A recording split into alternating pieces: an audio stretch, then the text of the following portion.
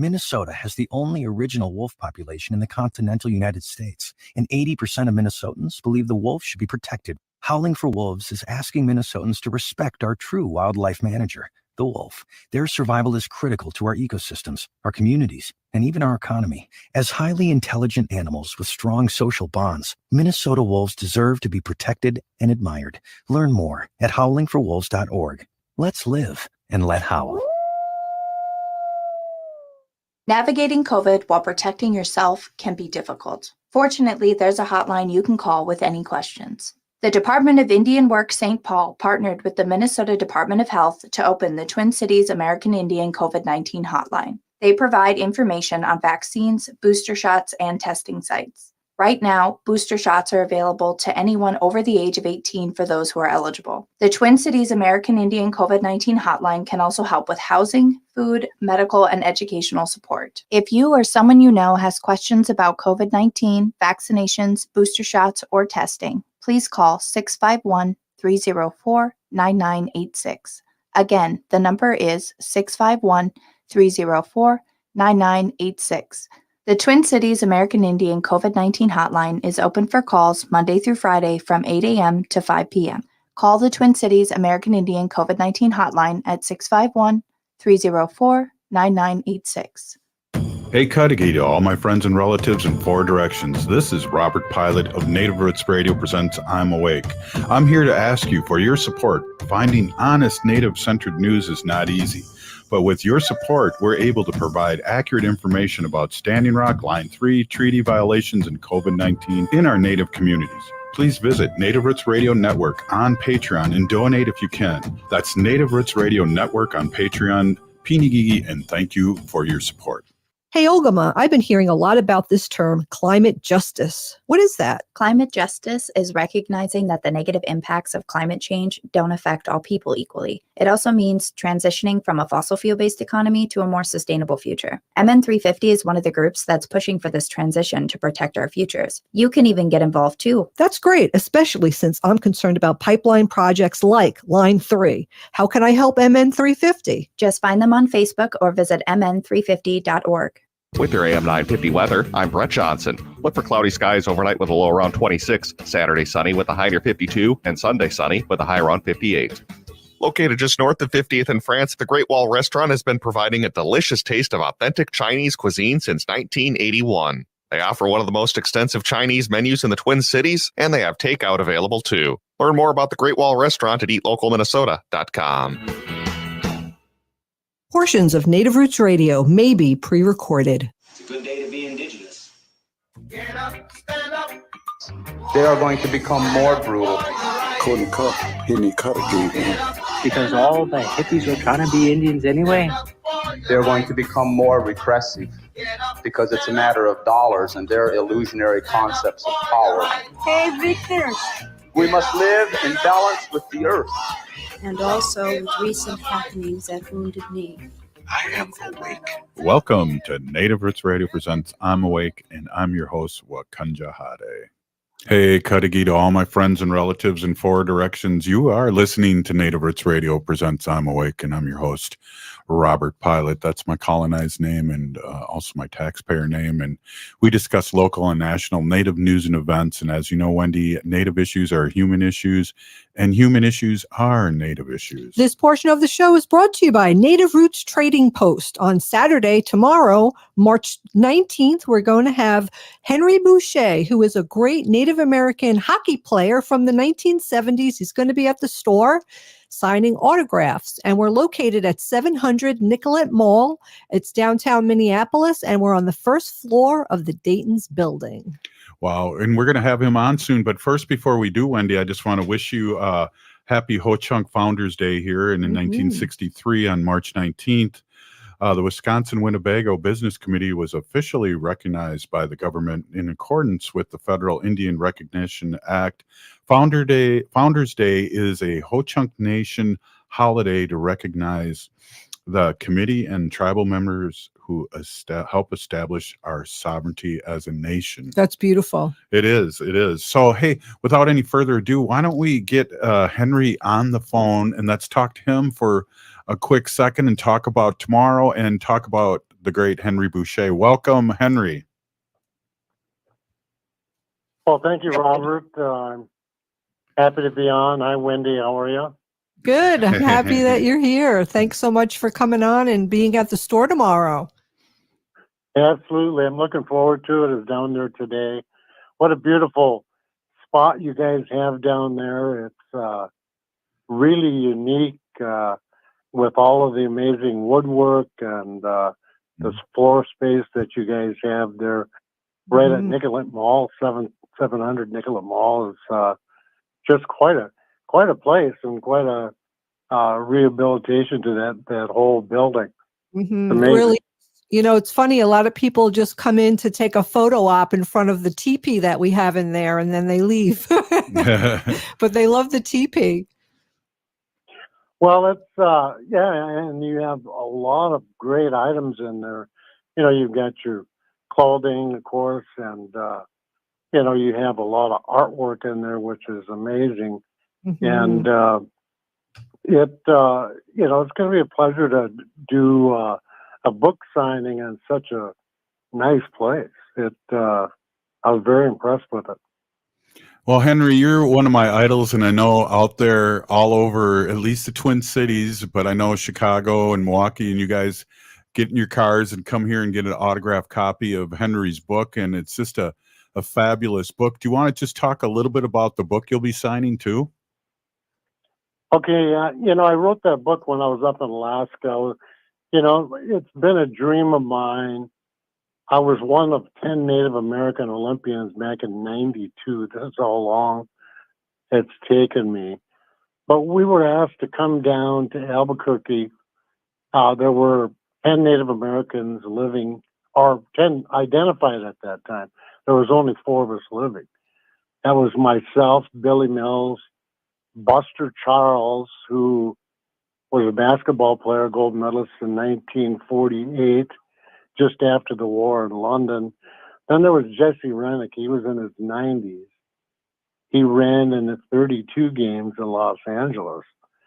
And, it took something like that to make me realize, and after visiting with these gentlemen over the course of the weekend, along with Grace Thorpe, she was there with Jim Thorpe's medals, and wow, somebody had to, I thought, make this into a series because of the fact that we're now up to about 21 to 23 Native Olympians that are living in the United States from all different tribes, different sports, and what have you. And I thought it'd be a great idea to do a half an hour documentary film, do the research on each and every one of these, put it into a series, and get it into our school system. We've done such a great job over the past few years, and we haven't up until our Indian education departments are full.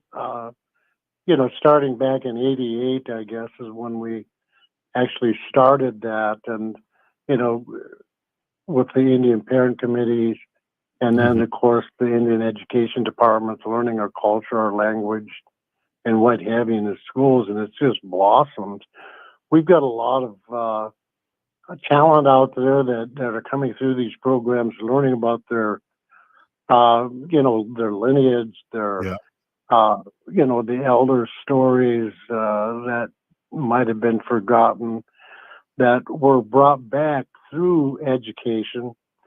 And I think, telling our own stories compared to a non-native telling it, it's a great slant. It's something that, you want to dig deeper into and,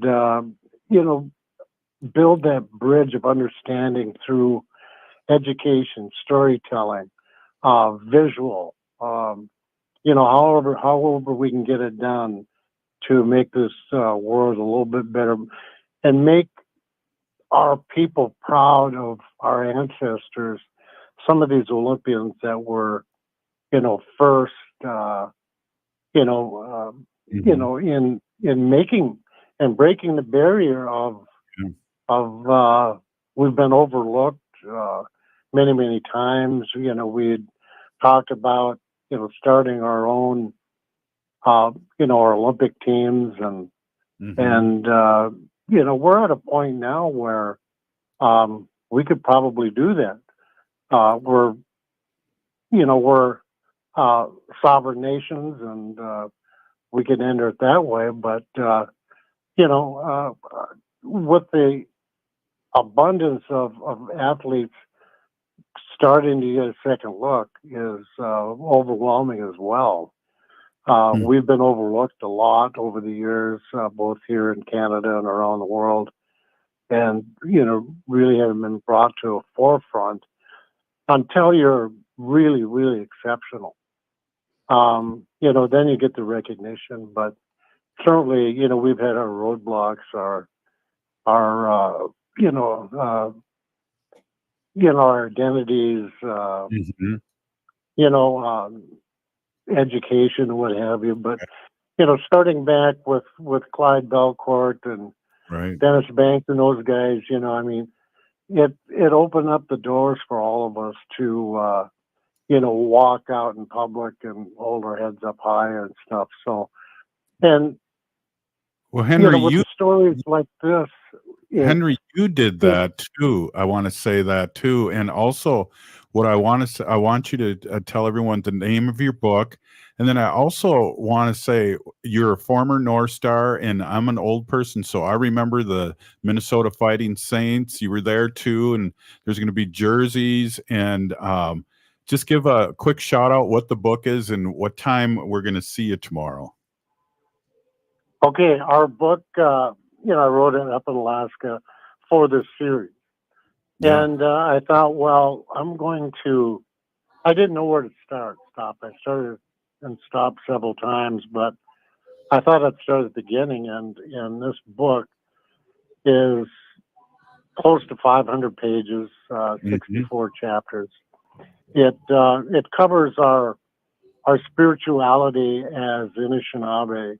It talks about our migration from the East Coast into this area and how my mother ended up on Lake of the Woods up there in War Road and Buffalo Point, how my dad's side came from Upper Michigan and in the UP and decided to come over Lake of the Woods as they opened up Lake of the Woods into pulp and fishing and what have you. And how they intermarried over there, and it goes on into my hockey career after that. But growing up in Warroad in a small community, we were tight knit. We skated on the river. Came up through the youth programs and what have you. I went on to play with the Winnipeg Jets junior hockey, and then got picked up by the U.S. team. So I played in the 70 World Championships. Bucharest, Romania, 71 World Championships, and Bern and Geneva. Got drafted in the Army, so I ended up staying longer and playing with the Olympic team in Sapporo, Japan, winning a silver medal. And I got that down there, and some other medals that I've got in a display down at the Native Roots Trading Post that we set up today. Jerseys, I have my books, I have some pictures for sale that were from the 1969 state tournament team. When we lost to Edina 5-4. There's some other items, and I've got small cards for sale as well, and it'll be a good meet and greet and get to visit with everybody. And like I said, we're doing a documentary on the book already. We're in production with TPT PBS, and we're looking probably next fall for a premiere here in the Twin Cities, and we'll put that one out as a pilot, and certainly take it to film festivals and what have you. You have to have a finished product to Mm-hmm. in order to do that. It'll go nationwide on PBS, and then we shop it to Netflix and whatever, and try to pitch that whole series. Yeah. Mm-hmm. After that. So this is all part of the plan I had from 1992. Cool. But it's taken so long. I had family to raise and what have you up in Warroad, Right. and but anyway, and I've done many, many book signings all over the state, but certainly this is one of the biggest ones, I think, with the amount of advertising we have out there and the people that are going to stop down and say hello and BS a little bit and Right. give us a chance to sit around and visit over a 4-hour period. I'll be down there from 12 to 4 on Saturday at 700 Nicollet Mall. Yeah.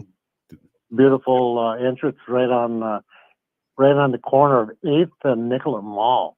Yeah. Just parking a ramp there and walk down the street, you're there. So a lot of traffic down there today with a basketball tournament going on, and quite a few visitors into the store today and looking around, and it was nice to see it. Henry, thank you so much, and we'll see you tomorrow. I really appreciate this, and we appreciate you. Thank you so much for being on. Hey, it was great being on. Thank you so much, and I'll see you guys tomorrow, somewhere around 11 o'clock. Right on. We'll see you then. Thank you. We'll be right back after this short break. Stay with us. We are your relatives. We are your relations. Brothers, sisters, sons, daughters. And some of us are your grandchildren. We are your community. Historically, we held places of honor and respect. Because of the impact of colonization, some of us are rejected, thrown out from family, friends, and community, set up as targets for sexual violence, sex trafficked, humiliated, tortured, and murdered. Everybody has the right to be safe. We are your relatives. Remember, homophobia is not traditional. Sponsored by the Minnesota Indian Women's Sexual Assault Coalition. Hey, Wendy, what are we doing for dinner after the show? How about we go to J. Selby's on 169 Victoria Street in St. Paul? They have a delicious plant-based menu that's compassionate and environmentally sustainable. I'm getting their spot-on vegan Big Mac, the dirty secret. You can pick up and they deliver within a 5-mile radius, or you can call them at 651-222-3263 or visit jselbys.com. Well, you sold me, Wen. Let's go order at J. Selby's tonight. I'm hungry. Life is a journey, and the Doherty Family College will help you get where you want to go. Located downtown Minneapolis, this affordable 2-year college provides free textbooks, a laptop, meals, career coaches, one-on-one mentorship, and a Metro Transit pass, making DFC the perfect pathway to a bachelor's degree. Turn your dreams into reality. Connect with a counselor today at dfc.stthomas.edu.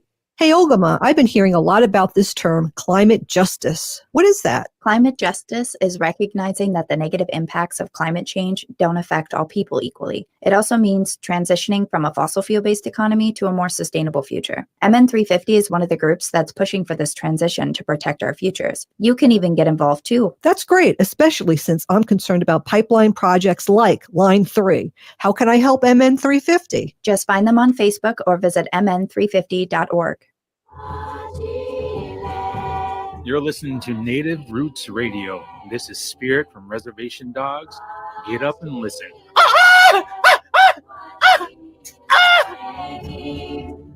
Welcome back to Native Roots Radio presents I'm Awake, and this is Robert Pilot. This portion of the show is brought to you by Native Roots Trading Post. That was great listening to Henry, and he's going to be at the Native Roots Trading Post tomorrow from 12 to 4. So Yes. come on down, 700 Nicollet Mall, downtown Minneapolis. We're on the first floor of the Dayton's building. Yeah, it's exciting. He's got a lot of his stuff down there and a lot of Yeah. things to autograph, and we made some stickers too, and it's going to be a good time, really. Yeah, Hey, come on down. so I just got to say, we got State Senator Mary Kunseh on, and State Senator, I talked to Ogamat today, and yeah, she's doing okay, and her baby's doing good. But as you noticed by your text that you sent me, I'm not doing good. The link until 2 minutes ago. So yeah, welcome and sorry about that. Well, I'm paid to watch day, everybody. As they say, Robert, that ancient saying, behind every man are a couple of good women that keep him on track. So you've got a few good women that are making you look good every single day. Not that you couldn't do it on your own, but it certainly shows. There's another one too. After what is it? Behind every successful man is an astonished woman. Yes, that one too. Yeah. My kid's dad sent me something the other day too about like it was a cartoon and it says, "Mom, what is marriage?" And then there's these women that are laughing, and something to the effect that marriage is just, taking on somebody's, some mom's overgrown, spoiled boy or something like that. So there's all those kind of good sayings out there. Exactly. So I was trying to get a hold of you today. I was trying to paint you in a corner and try and get you to, because we're going on vacation Thursday and Friday to do the show, but we'll have to talk about that Sure. off the air because, you, State Senator, are one of our first 3 years ago political celebrity, right, that came on our show, and you not only support the show, but I do believe you could run the show, right, Wendy? Oh, absolutely. So if you ever have the capacity to, we'd love to have you help us out, or we'll just do a best of, we don't know. But we'll see what we can work out. It might be a little overtime payment, but we'll see what we can do. Yeah, there you go. Got a T-shirt here. No, just kidding. So hey, what's going on? I know you were in a bunch of meetings today. A lot of things going on in the world. A lot of things in Minnesota. The governor here in Minnesota wants to give us all $500 and $1,000 for a couple. That kind of sounds good to me, especially the way prices are. What is your take, and what have you been hearing? Well, Minnesota has just this huge surplus, and you think that's a good problem to have, but then you try to sort of simmer down what are the most vital things that we need to take care of for our state. Refill our unemployment coffers in case something else happens. Bonus pay for those workers that stuck it out through COVID, that worked really, really hard and deserve the bonuses. But also, I think everybody right now could use a little something extra in their pocket when we look at the cost of gas, heating our homes this winter. It was not a cheap winter to heat our homes and keep things going. So I would support a little bit of Wells dollars back in my pocket. But we want to be able to really invest. This is a bonding year in Minnesota, which means we are looking at how to bolster up our infrastructure, roads and bridges. Remember when that bridge came down in Minnesota a few years back? We have to continue that. So many of our state-run universities and colleges and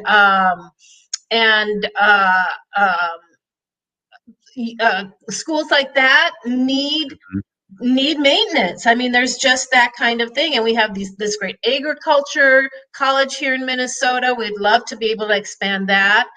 There's just a lot of things that we can do, but it's also really important to remember that, it was those frontline workers that kept things going here in Minnesota, and they're the ones that should be getting the bonus. Unfortunately, we can't get the Republicans to pass that. The Democrats are ready to do it, but the Republicans won't pass some of these bills to refill the unemployment coffers or the bonus for the workers. It's just too bad. No, I know that, and I was going to ask you about that too, because early on in the middle of the beginning of the pandemic, they were all for it, and all of a sudden they're not. And so, who's talked to them, and why isn't that a good idea anymore? I mean, these people put their necks out for us to keep our economy going while Wendy and I were hiding in the house. Yeah, and it's not so much that they don't want it. It's just that I think that they're using it. They're going to save it and use it as a pawn in negotiations at the end of this legislative session. So those are the kind of games that people play. Good thing you were a teacher, because you dealt with all different maturity levels as a teacher. My goodness. Yeah. But it was a good week. We had that, we had early in the week, I was able to join Representative Ruth Buffalo, Misty Babineau, the curator at the Indian Art Museum, and Marissa Cummings at TPT, where we did a little preview and discussion about Bring Her Home. It's a documentary that will be playing on TPT starting this next week. And it covers the story, Misty Babineau's story as a survivor of violence and real tragedies. And then, of course, Ruth is talking about when they were looking for Savannah Graywin LaFontaine in Fargo a few years ago. And so it's really important. It's a great documentary. We had a great evening of discussion, and that kind of started us off for the week. But there's more. I have more to tell you. Let's talk more when we get back. See, Mary, you can run the show. We'll be right back after this short break. Stay with us.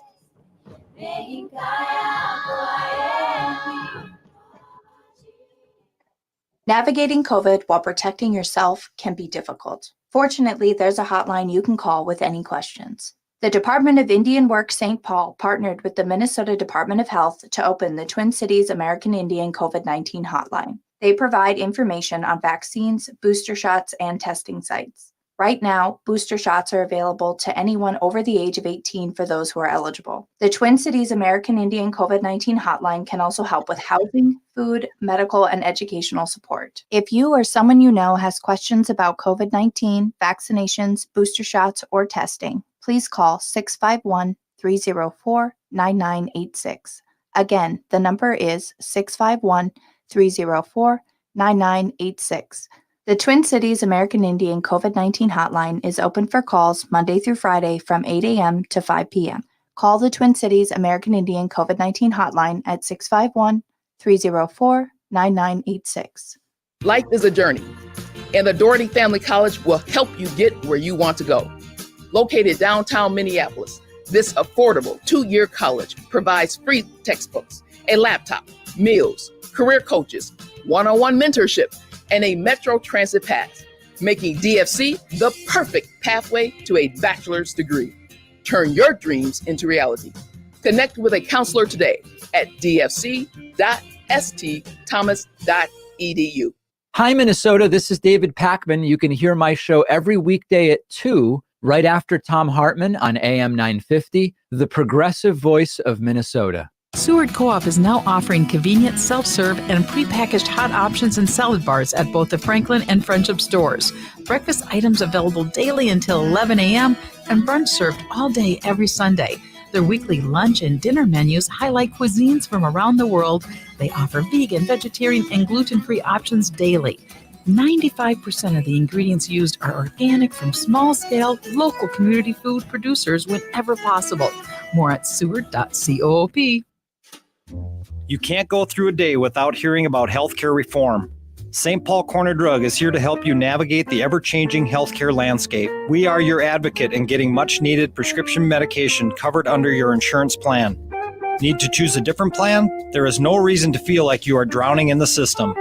St. Paul Corner Drug can make simple work out of finding you a plan that best suits your needs. You can rest assured at St. Paul Corner Drug, pharmacy the way it should be.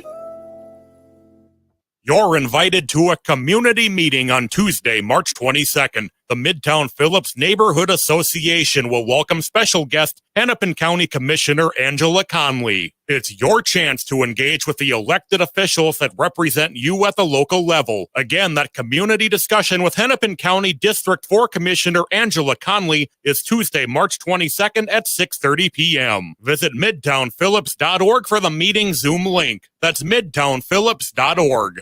Is your remote workforce putting your company at risk? Cyber criminals are targeting your employees with COVID-19 inspired emails and attacking businesses like yours. Hi, Mark Sommerfeld from Rymark. Rymark has the tools and expertise to enable your employees to work securely from home. If you need help getting your staff to work remotely and securely, call 651-328-8900 or go to rymarkit.com. That's 651-328-8900 or rymarkit.com.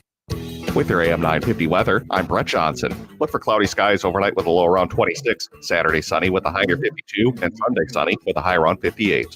The Great Wall Restaurant in Edina provides a delicious taste of Szechuan and Mandarin cuisine. They have some delicious meat and seafood options, plus veggies, fried rice, and noodles. The Great Wall Restaurant's located just north of 50th in France on the Edina-Minneapolis border. Order online at greatwalledina.com.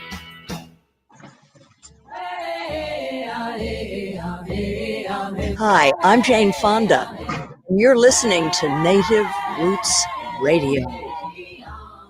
And we're back to Native Roots Radio presents I'm Awake, and this is Robert Pilot. This portion of the show is brought to you by the Minnesota Indian Women's Sexual Assault Coalition. Hey, we have State Senator Mary Kunseh of Minnesota, District 41, correct? Yeah. Yep, I'm in District 41 now, but with redistricting, I will soon to be in District 39. Wow. I like that number 39 for some Are reason. you there? No. Yeah, can you hear us? Hello? She can't hear us. Yeah, probably 39 probably reminds you, Robert, Hello? is their jersey number or something. Sorry, I can't hear you. Okay. Well, we're going to take you off and put you back on. Yeah. Can you hear us now? Sometimes we have technical difficulties. No, I don't think Mary could hear us. That's weird. She was hearing us just fine. And what happened? These kind of things happen all the time. I know. What are we going to do? Exactly. Yeah, but we were talking about the redistricting and how, it could have good, good things and bad things about it, because if then you go to a district, right? You're switched to a district that doesn't really know you or supports the area supports, maybe a red or a more conservative person, then you might have a little bit of a problem, running again, and you would have to really put a lot more effort into it because those constituents don't really know much about you. So you have to go back and you have to explain everything about you, what you stand for, what's important to you, and So we'll see. Can you hear us, Mary? Mary can't hear us. It's terrible. I don't know what's going on. All right. Well, what I'll have is the studio caller. So Yeah. I'll try and find Mary's number real quick. Okay, that's great. Yeah, we have everything here. It just takes a few seconds for things to happen, and maybe I'll do a little. Maybe I'll do a little Fun Friday trivia here. I usually do that on Fridays in the last segment, but we'll probably just switch and have Mary on. But I Hanaji Hihani, and that means cares for them. Everybody knows my name by now. And I had 10 fun facts about bison. And did you know that November 6th is National Bison Day? Wow. Yeah, it seems like every month has a day that's for somebody, and it seems like more and more days are happening. So this day, November 6th, celebrates the American bison, commonly known as bison or buffalo. Yeah. This massive migrating species once traveled the grasslands of North America in extensive herds. It's estimated that 30 to 60 million bison may have roamed North America before the mid-1800s. Modern-day bison herds are found roaming freely in national parks and preserves.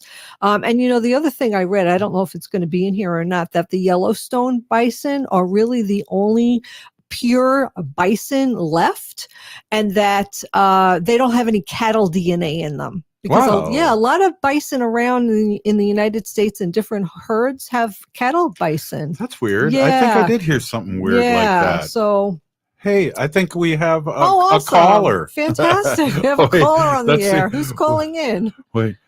First, let me before we call, let's add her to the StreamYard. Can you hear us now on here? Yep, I can hear you. Okay, sometimes awesome. you have to reboot, you know, when in doubt, reboot. So thank you. Wow, Mary, I don't know what's going on. Is there a full moon or something? But we really have to extend your segment today if you have the capacity, because you always have some important things to say. So we were talking about the documentary we were in. And yeah, it was this really great. I've got it here. It's called Bring Her Home. And we had this virtual panel discussion over at TPT Public Radio or Public TV. And it is a documentary directed by Leah Hale. She's Dakota Dene. And it's produced by Sergio Rapu. He's Rapani. And the documentary, as I said, tells a little bit about the work that Misty Babineau, Minnesota here, Anishinaabe woman, who she herself is a survivor of violence, and Angela Two Stars, who is the curator over at All My Relations Art Museum, the Native American Art Museum, and Representative Ruth Buffalo from North Dakota was there. And there's little snippets of me from when I was doing the hearings for the MMIW task force, as well as that infamous visit by Ivanka Trump when they opened up this office that didn't seem to be. So it was really nice. It was moderated by Marissa Cummings. She's the president and CEO of the Minnesota Indian Women's Resource Center. And now the documentary will be aired in full, I believe, starting this Monday or the week after. And you'll be able to watch it on TPT. And, you know, it's all about educating folks and letting them know about the whole pandemic of violence against our women and girls. And, you know, as I always say, it's not just the women and girls, it's also our Indigenous men and boys and Two-Spirits. So that started out my week. Wow, that's awesome too. And I do remember I was at both those events. The one where at the BIA office in Bloomington, I think it was. Yep. Trump was going to start her own task force about MMIW, and we were like, "What?" Yeah. They're like, News "What? to us. Let's go protest this." As a matter of fact, I think I was carrying the big American Indian Movement flag. And then what was the other one? Oh yeah, I was at those too when you had people testifying, which was so powerful. Yeah. Well, the really great thing is that we passed that legislation and we completed the task force, created our first MMIR office. But one of the things that came out of those recommendations was to continue to investigate and find out what happened to our ancestors. So there's I have a list of around 90 folks going back into the early 2000s, and I know there's hundreds of them before that are still missing or have unsolved murders here in Minnesota of our Indigenous folks. And so I was inspired by the city of Duluth that put together a reward pool to get information around a number of the women that are still missing from their area, Diane Sinclair for one. And so I created a piece of legislation to make a reward pool here in Minnesota, and asking for, you know, not much money to seed that reward pool from the state government. And then I was thinking, well, how can we continue to put money in there? So we haven't passed that bill. I'm hopeful that we will. I did talk to Senator Limmer, who's the chair of the committee, and he gave me hope. But I also was inspired one day driving to the Capitol when I was looking at all these different license plates, and I thought we need a or MMIR license plate. Yep. And those fees could go into that reward pool. So lo and behold, I had my very first hearing on one of my bills in the Minnesota State Senate. Was it yesterday? And Alicia Kozlowski from Duluth, who was really vital in creating that task force in Duluth, zoomed in and testified. And, once again, our senators, our legislators were listening. They were asking really good questions. I know that Chair Newman, who is head of that committee, really wants to know more about it. And so, that's what we're out to do, is to inform and educate and find ways to really address the issue. So we're working it. Yeah, you definitely are. And I think you've really not only inspired us here at Native Roots Radio, but really informed us and our audience, because I mean, I'm still in shock. And I know there was people from Duluth, and they did this this whole kind of town meeting on Capitol grounds a couple years ago. And I'm still in shock, but it really makes sense about all the people that were all the Native young people that were being trafficked out of this country up in Duluth in the harbor, which just blew my mind.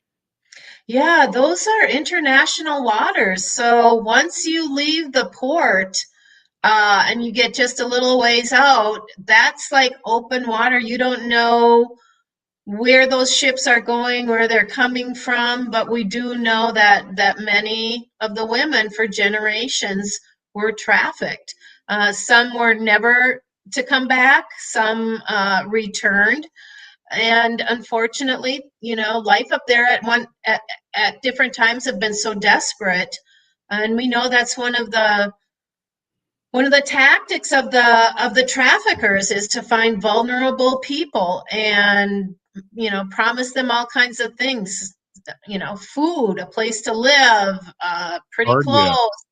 And pretty soon they're shipping them out. So yeah, there've been some really, really, really hard stories that I've heard. Yeah.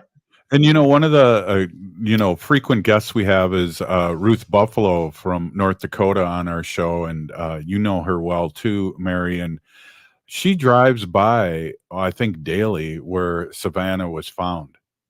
And so it's a constant reminder of her and to her of her.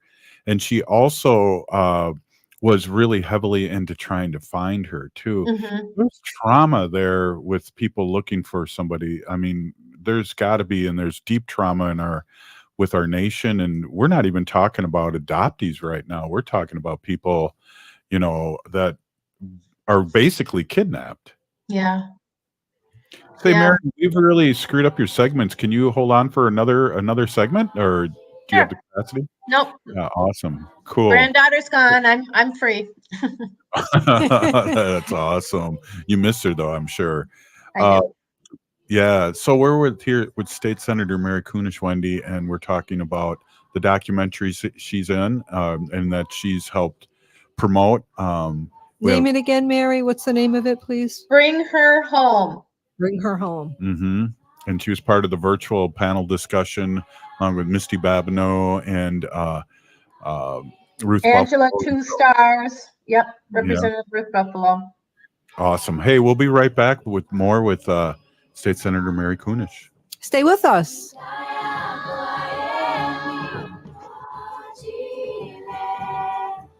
J&S Bean Factory is a native-owned, community-supported, cozy, artsy coffee shop which offers roasted on-site beans, live music, and baked goods. Relax in the beautiful outside patio. City Pages writes, voted top 10 coffee shops. Tucked into a quiet corner of St. Paul's Highland Park neighborhood, this coffee shop roasts beans on-site from the best coffee-growing countries in the world. Located at 1518 Randolph Avenue, St. Paul. The good stuff. Minnesota has the only original wolf population in the continental United States, and 80% of Minnesotans believe the wolf should be protected. Howling for Wolves is asking Minnesotans to respect our true wildlife manager, the wolf. Their survival is critical to our ecosystems, our communities, and even our economy. As highly intelligent animals with strong social bonds, Minnesota wolves deserve to be protected and admired. Learn more at howlingforwolves.org. Let's live and let howl.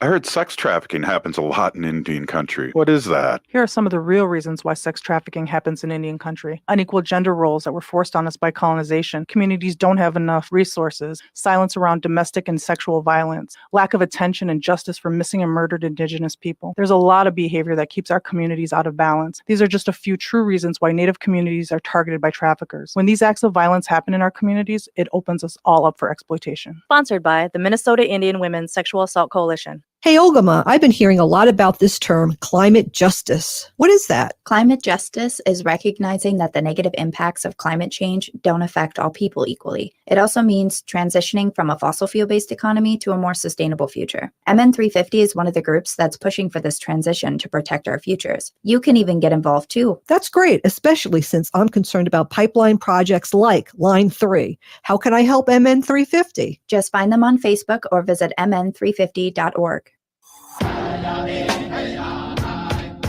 This is Winona LaDuke of Honor the Earth, and you're listening to Native Roots Radio. I'm Awake. Welcome back to Native Roots Radio presents I'm Awake, and this is Robert Pilot. This portion of the show is brought to you by Howling for Wolves, protecting wolves for future generations.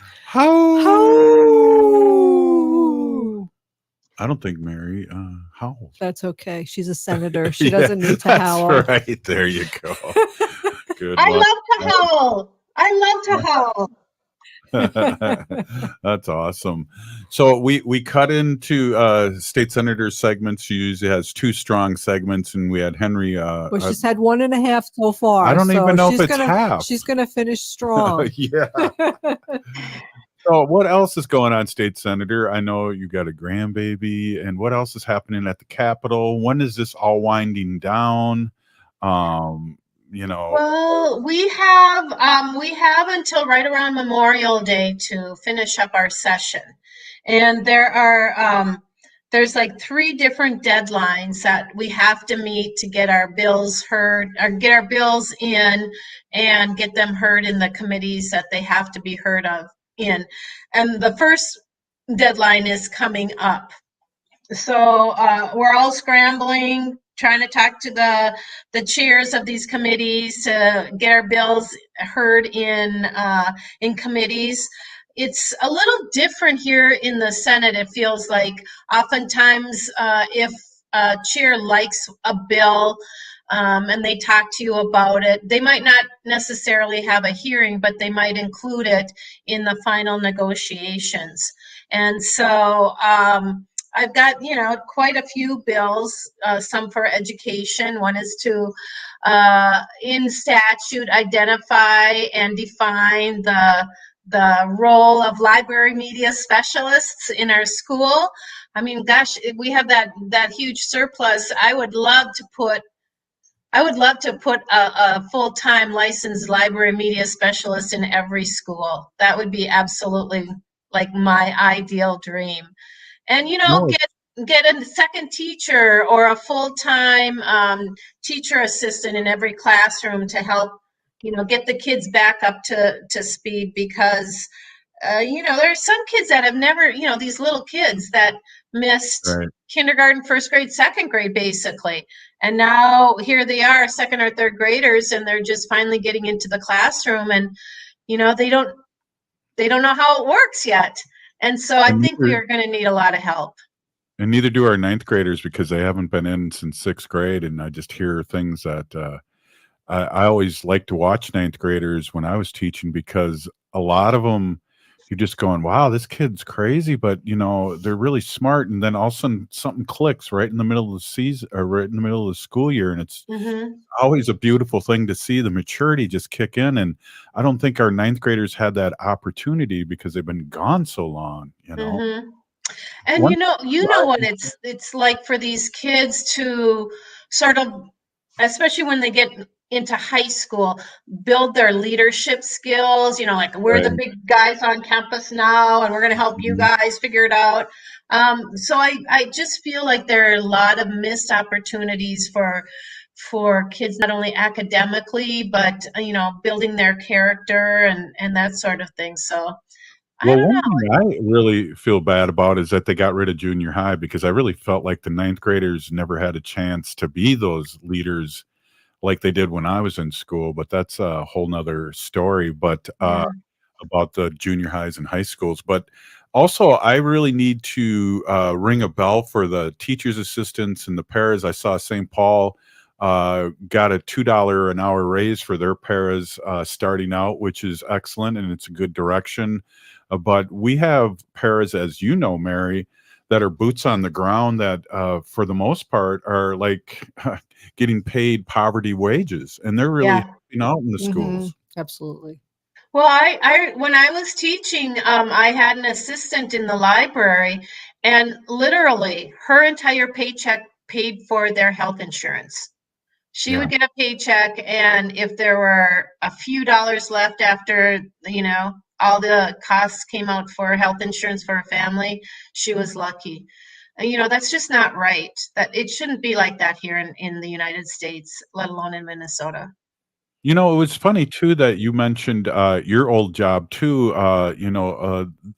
People think of the librarian. It is so different from when the media specialist. So different from when I went to school. I mean, we would bring classes in, and our media specialist would tell us how to Google and where to put. Especially when Google came out, where to put the quotes on and how to find things. And there's all these things I think people really don't realize what the media specialists do now. Yeah, we were in charge. So I was in a kindergarten through fifth grade for about 20 years. And I was in charge of teaching the kids all the technology, from kindergartners learning how to use a mouse to how to click. That eye-hand coordination is really interesting with kindergartners and even a little bit older kids.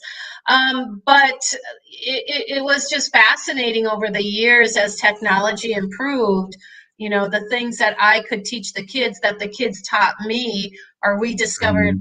But a lot of it is, when we talk about fake news or, getting down to the truth, I mean, that was a huge part of our job as library media specialists, was to help kids find reliable, factual, actual factual, that's what we call it, actual factual information, and then be able to discern, what was fake news or what was made up. And, I would put these little scenarios together and try to catch them to see if they could figure out if it was a real news article or not. And those are really important skills, and to be able to research, find information and data, and then be able to communicate it in a intelligent kind of way. So we had a big job to do, and I know that some of the schools, a friend of mine in Minneapolis, they're closing her library. I mean, literally closing the library, not even where the teachers can go in and borrow the books or anything like that. So it's that's where I'd like to take some of that bonus money.